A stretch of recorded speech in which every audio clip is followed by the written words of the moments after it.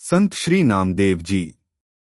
तो दोस्तों, यह संत श्री नामदेव की कहानी है कि दामाद शहर तथा पति पत्नी धन्य हो उठे जब उनके घर में एक बच्चे ने जन्म लिया कि विक्रम संवत 1327 में कार्तिक शुभ एकादशी रविवार का दिन नरसी ब्राह्मणी गांव में इस बच्चे ने जन्म लिया। नाम पड़ा नामदेव। इनका पैतृक काम दर्जी का था तथा बालक शुरुआत से ही श्री विट्ठल भगवान का सेवक था। विट्ठल हमेशा उसकी जीत पर रहता था। लिखना तो शब्द विट्ठल, बोलना तो भी विट्ठल की उनके रग रग में प्रभु का नाम था। बस की बात होती, इसी का खेल होता ही। लगातार विट्ठल नाम की रट लगाने वाले संत श्री नामदेव 8 वर्ष का होते होते भगवान को दूध पिलाने की जिद करनी शुरू कर दी है और पत्थर के मूर्ति के सामने बैठ जाते। दूध पीने को कहते, अगर आप नहीं पिएंगे तो मैं भी नहीं पीऊंगा। तब भगवान को दूध पीना ही पड़ता है। माँ से जो कुछ खाने को प्राप्त होता है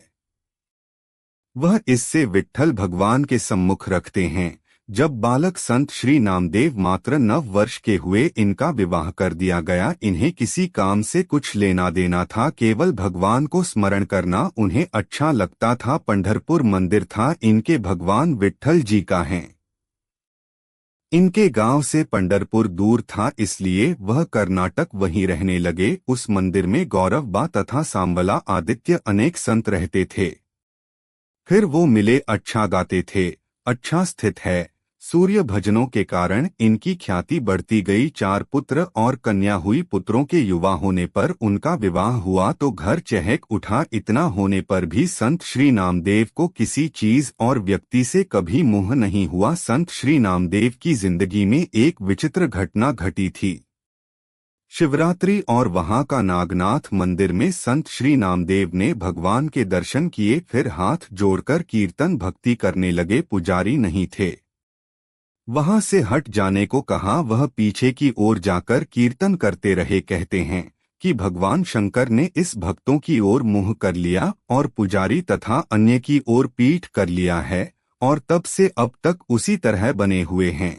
अभी भी उस स्थान पर नंदी बैल भगवान शंकर के सामने नहीं, पीछे की ओर है। ब्राह्मण परिसा भागवत कथा किया करते थे। उन्हें संत श्री नामदेव से ईर्ष्या रहती थी। स्वयं ऊंची जाति के तथा संत श्री नामदेव ही जातिगत, तथा उन्होंने ऐसे कटाक्ष किए हैं कि संत श्री नामदेव उनके चरणों में लौटते हुए क्षमा मांगने लगे। भूलकर कृपा हो गई। ब्राह्मण ने सारी बात घर में पत्नी को सुनाई। पत्नी ने उन्हें सीधी राह दिखाए। बाद में इस ब्राह्मण ने संत श्री नामदेव से क्षमा मांगी और उनको अपना गुरु माना और फिर खूब गुणवान करने लगे।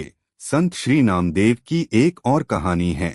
श्री ज्ञानेश्वर और संत श्री नामदेव ने इकट्ठे तीर्थ यात्रा पूरी की। जब बीकानेर के सूखे जंगल से निकल रहे थे तो वहां पर बस मरुस्थल ही मरुस्थल। गर्मी काफी थी, दूर दूर तक पानी का कोई नामो निशान नहीं था। दोनों प्यास से परेशान। उन्हें एक कुआं दिखाई दिया, परंतु वो भी पूरी तरह सूखा हुआ था कि लक्ष्मी माँ सिद्धि से ज्ञानेश्वर ने कुएं में उतरकर रेत से पानी निकालकर पी लिया। जब संत श्री नामदेव की बारी आई तो उन्होंने भगवान विट्ठल को याद किया और उसे कहकर पानी बाहर निकाल लिया, और वह पानी बहता ही रहा। एक बार संत श्री नामदेव जी ने जंगल के पेड़ के नीचे रोटी बनाई और भोजन बनाकर लघु शंका करने चले गए। लौटकर देखा तो यह कुत्ता मुंह में रोटी दबाई भागे जा रहा था। यह देख संत श्री नामदेव ने भी एक कटोरी उठाई और उसके पीछे यह कहते हुए दौड़े, हैं प्रभु, यह रोटियां सूखी है, आप रूखी रोटी ना खाएं, मुझे घी चुपड़ लेने दो, तब भोग लगाएं। भगवान उस कुत्ते का शरीर से ही अपने चतुर्भुज रूप में प्रकट हुए। संत श्री नामदेव उनके चरणों पर गिर पड़े हैं कि विट्ठल नाथ का प्रचार करने के लिए संत श्री नामदेव ने केवल पंजाब में 18 वर्ष बिताए।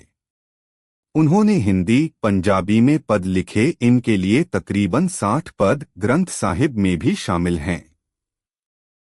फिर घूमते घूमते पंढरपुर लौट गए। महाराष्ट्र में वारकरी पहुंचे।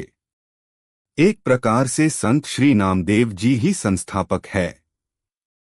अनेक लोग उनकी प्रेरणा से भक्ति के पावन मार्ग में प्रवृत्त हुए।